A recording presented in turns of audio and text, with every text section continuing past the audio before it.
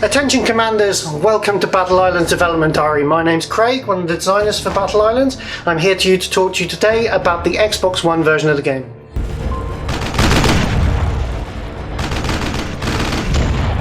Here at HQ we've been working on the Xbox One version of Battle Islands specifically for you guys. We've wanted to really take advantage of what we can do with the new hardware and the special features that come along with it. So we've thrown in all the traditional features, we've given you gamer pics, you show all your friends, but we'd also like to talk to you a lot today about the brand new exclusive units that we're bringing with the game.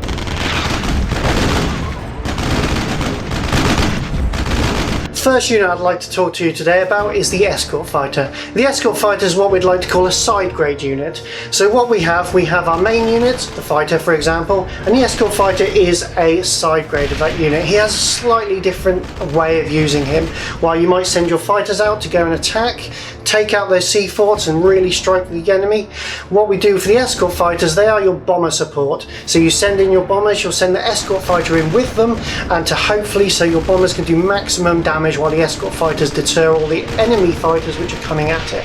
We're all old school gamers here at DR Studios and we really like some of the old arcade games. One of the main influences for the Escort Fighter, particularly on its look, is a game called 1942. If you play the game you'll instantly recognise the style of the plane. It's a very iconic American plane and it's just such a good image for the game. Number 2 is the Motorbike with Sidecar. The Motorbike with Sidecar, or Motorbike, is a side grade of the Jeep. Now the intended use of the motorbike is that it's a smash and grab. You send in your motorbikes and you can quickly go for the enemy resources and run out hopefully before it gets damaged. It might not be as tough, but it can certainly do a lot of damage, and in great numbers it can certainly swarm the enemy defences and steal those necessary resources. The motorbike was inspired by that classic scene in Indiana Jones and the Last Crusade where Indy and his dad drive out running away from the enemy as fast as they can. A little motorbike with sidecar looking all epic and awesome. Number 3 is the Heavy Gunboat. So the Heavy Gunboat sits nicely between the current gunboat and the warship. It's got slightly better armament and is slightly tougher than the current gunboat that doesn't quite replace the warship as it currently is. Early game you might get a bit under pressure from those nasty sea forts which the enemy has popped around their base.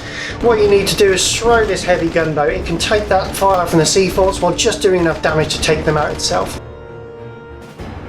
Now this is the big one, number 4. Number 4 is the Ranger. The Ranger is a massive new feature for Battle Islands, something we've never done before, and you're going to be really excited when you get a chance to use him. Now what sets the Ranger apart from all the other units in Battle Islands is the way you can control him. The Ranger accepts orders directly from you as a player. So when he comes out, he is ready to go and he's ready to take your order and attack what you want him to attack. After a short cooldown, you can send the Ranger to attack any unit, any area in the world that you want him to do. He will then listen to your command, act on it for a certain number of seconds, and then return to what he's normally doing. Now one of the other cool features of the Ranger is his ability to buff other units. He's a really inspirational guy. All the other little Rangers, they go, yay, we love the Ranger, he's awesome, and we're going to follow him forever. And so the Ranger will inspire other units and make them do more damage. You'll notice a small buffering around your Ranger as he's running into battle. Any other land units caught within that area of effect will get a power buff, and when they're firing you'll see that little power buff bloom off of your units as they're attacking. And this is exceptionally useful when you're sending in large groups of units, and if you've split your group you can send your Ranger over to help the other group out. When he returns from battle, the Ranger is also injured. Any damage he takes while he's in a battle, he will have to recover when he returns to the world. Of course you can speed this up, but he will lie in his hammock, relaxing, retaining, recovering, having a drink, and just resting until he's ready for battle again. When he's not resting, he will defend like another garrisoned unit. When he's defending, he will still retain his buff, so he's also a very good defensive unit. He's well worth the investment in time and effort to get him. When you don't need him for a little bit of time, you can always choose to upgrade your Ranger.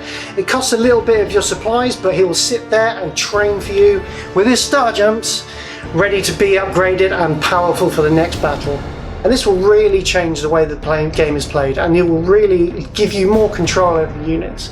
And this is something we really want to express and improve on in the future with more units, so hopefully this won't be the last one you'll see. And that's it for today's Dev Diary. We hope you look forward to all these awesome new features coming to Battle Islands, and we hope you go out and download the Xbox One version. And with that, we'll see you on the beaches.